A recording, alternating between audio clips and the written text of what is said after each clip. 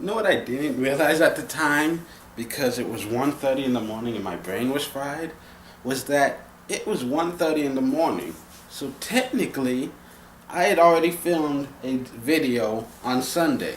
So I still stuck with it. Because I filmed one on Friday, one on Saturday, one on Sunday. I thought I was filming 2 videos on Saturday, but no. I didn't get out of work until Sunday morning. So, there you go. I stuck to it. But wow, this morning there's a lot that I want to talk about, and I'm going to try to shove all of it, as much of it as I can, into this video. And it's just that, first of all, well, and it's weird, but I never thought that the thing I would miss about, that I would miss not having enough time to think, do all the things that I wanted to, because the best thing about not having a job and not going to school and just having nothing but freedom to myself is that suddenly I have time to do everything I've wanted. If I want to write, I can just start writing. If I want to play video games, I can just play video games. If I want to watch TV, just sleep, I can do that whenever. But now suddenly it's like, just there's not enough time to do any of those things, and I'm trying to do all of them at once, and I'm actually having to schedule my fun like I did when I was at work and in college. It's not as bad as it was then, but because then it's like wake up in the morning, work, college, work, sleep, college, work, sleep, and somewhere in all of that homework had to fit in at some point in time. But nowadays it's just work, and I'm just trying to schedule everything around the fact that by this point in the day I have to go there and be done. Plus I do have 2 days off and stuff to do all the other stuff I didn't get to the other time. But already I'm falling behind, because I'm falling behind on the anime. I haven't written anything in days. I haven't turned on my PlayStation since Thursday. So, I mean, it's weirdly exciting for some reason. I mean, I'm glad to be getting paid again, and I like having some sense of structure in my life. But I also, and it's fun. I think it's also just more special. Like every time I turn on my PlayStation and can just jam out for like 5 hours on end, because it gets boring, at least for me personally, to just sit there playing video games for 10 hours every single day of the week. After a while, it just gets to a point where I don't want to look at it anymore.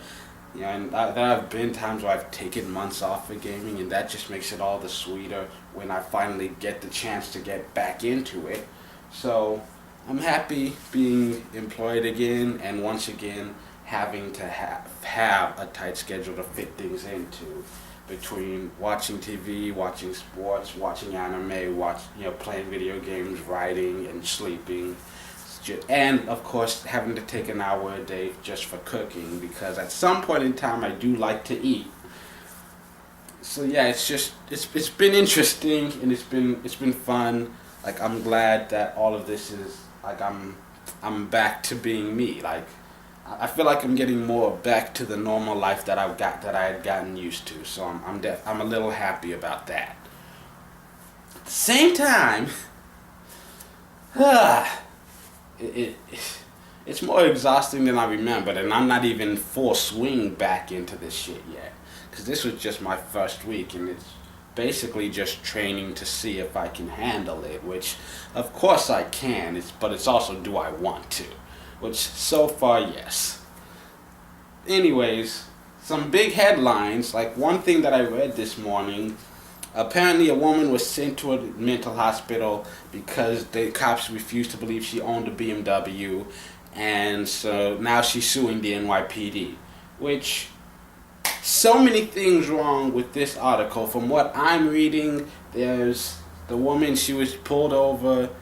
They say she was driving without touching the steering wheel, and they took the car, and she was told to pick it up the next day. But when she went to pick it up, they handcuffed her and put her in an ambulance to take her to a mental hospital, where she was sedated, and they took all her belongings, including her clothes, and they refused to let her go until she admitted that she didn't own a BMW and she didn't work at a bank. And let's point out all the things that are absolutely wrong with this story. First of all, I think we've all done the whole. I think anyone who owns a car has probably danced in it at one point in time. You know, you're sitting there at a red light and Taylor Swift comes blasting on the radio and you're just like, shake it off, ooh, ooh, ooh. And I mean, that's just something that happens. That's not enough reason to get pulled over, especially since technically you're not actually driving. You're basically parked at that moment in time. And the fact that they were able to just take the car away for no other reason than the fact that she was driving, I mean, first of all, I mean, that's just racial profiling that you just refuse to believe that a black woman can be successful in an honest job.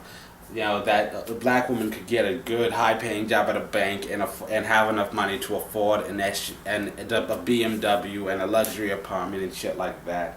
That's just fucking racism right there at its purest. Second of all, I mean, the proper procedure here would be, if you see someone doing something illegal, you pull them over to the side of the road, you ask them for their ID, you ask them for the driver's license and their vehicle registration. If they do not have the vehicle registration, you can keep them there and run the license plate. And if they have a photo ID, you know, the license plate number will tell you who that vehicle is registered to, and you can simply match the name to the photo ID and just verify that it is indeed this person. And if she doesn't have vehicle registration and she doesn't have photo ID, you can hold her for questioning, and you can call whoever the vehicle is registered to, and just verify that, you know, that it is indeed this woman, or that if it's not this woman, that the person who she gave the car, the person who owns the car, did indeed give her permission to use it. Either way, from what I understand, there's no reason why it should have ever gotten this far as to, you know, sending the legal owner of the car to a mental hospital. And that leads me to the next two things that are really fucked up about this article. For one thing, how the fuck do I know so much about police procedures? It scares me that we live in a world where I am so afraid of cops that I went out of my way to learn so much about the proper procedures for how to make an arrest, just because I don't want them to pull any shit on me. Well, I'm so scared of them abusing their authority that I went out and learned how to do their jobs just to avoid them doing bullshit like this. That's how fucked up America is. And you know what? How else America is fucked up? Because I just believed this story. You know, I'm thinking about it and I realize I have no actual proof that this happened. There is no real evidence that any of this stuff went down how she said it did. But this is America, where crooked cops are just all over the fucking place, and it is just that easy to believe that this shit could go down, especially in the NYPD.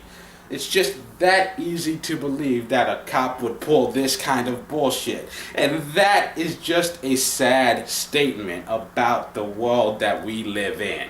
It's really fucked up. It really is. And I hope it's not true, but dear God, it's just that easy to believe that all of this shit really did happen like that. It's very frustrating at times. But in other news, sports, yay! Yesterday was a fun day for me because I basically woke up in the morning and I watched a few hours of anime. I finally finished all the Friday anime and started watching some Saturday anime. And then I spent the rest of the day watching sports. It was the first week of the NFL regular season, but I was paying more attention to the WNBA because it was the last day of regular season games for them.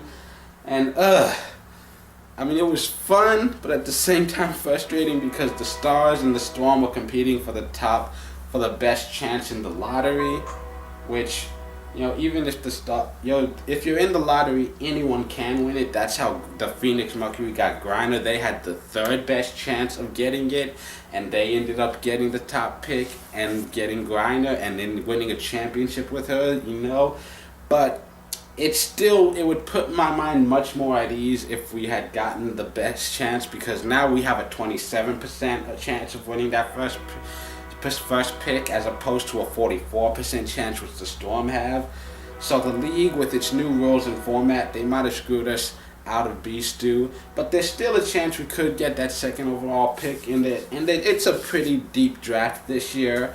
And next year, good news is that despite the fact that this new draft lottery format might possibly have screwed us out of Brianna Stewart this season, next season, this new format, as long as we don't make the playoffs, it'll probably give us the next great pick the year after that. There are a lot of juniors in the women's college basketball that are worth paying attention to. So it's not like our franchise is completely hopeless. So we've got the next 2 seasons, we're going to have a lot of good, high-quality talent coming in. And on top of that, we do have a lot of good players already on the Stars roster with, because we got Jane Appel, she's a good anchor for us, and she and Gia, those are good veteran presences on our team now. K-Mac is already showing a lot of brilliance, a great scoring touch. D-Rob has a lot of potential. We've seen her have some amazing games, though if she could only do it more consistently. You got rookies like Sam Logic, Derek Hamby, and I think they could both be great playmakers in this league if given ample opportunity to grow and develop. So we've got a good young core to build around, and we're going to get a lot of opportunities to bring even some more great players in. So I'm not too worried about it. It's going to take a few years before we get back to the top, but we'll get there eventually. Also, Des Bryant. The Cowboys, that was a fun game, even though I basically only really watched the fourth quarter. And I saw the last minute of the first half where we had 2 turnovers. We had a lead, and then we turned the ball over twice, and the Giants were able to put scores on the board and extend the lead. And then I go over to the fourth quarter, and it's a 1-score game. And then we have another turnover, which leads to more points for the Giants, and another. Just now suddenly it's a 10-point game, and I'm like, of course they are. That's what they do. That's what the Cowboys do. They fuck shit up for themselves. But then next thing you know, a minute left to go. They're only down by a touchdown, and without any timeouts, they drive downfield and tie it up with 7 seconds to go. Kick the field goal, gives them 1-point lead, and we hold on to win the game. Fucking amazing! Oh my God, I hate Jerry Jones, and I have trouble publicly supporting the Cowboys because I know that as long as Jerry Jones is in charge, we will never win another Super Bowl again. We might not even make it back there again while he is still in the front office trying to be a coach. And so, yeah, it's hard for me to really show support for them, but at the same time, they're still my team. I still root for them every game, and that was fun to watch. Then I wake up this morning and find out the news about Des Bryant, because apparently he broke a bone in his foot and he's going to have surgery and be out for 4 to 6 weeks. So, yeah, that's the thing that's happening now. They let DeMarco Murray go in free agency because he was an injury risk, and now on top of the guy that they paid the money to, the guy that they gave the big contract, he is now hurt, and he's going to miss the next month of the season at least. Maybe even the next 2 months. Who knows? He could have setbacks. So yeah, that's just... Way to go, Jerry. You fucked things up again. So that's my weekend. How was yours?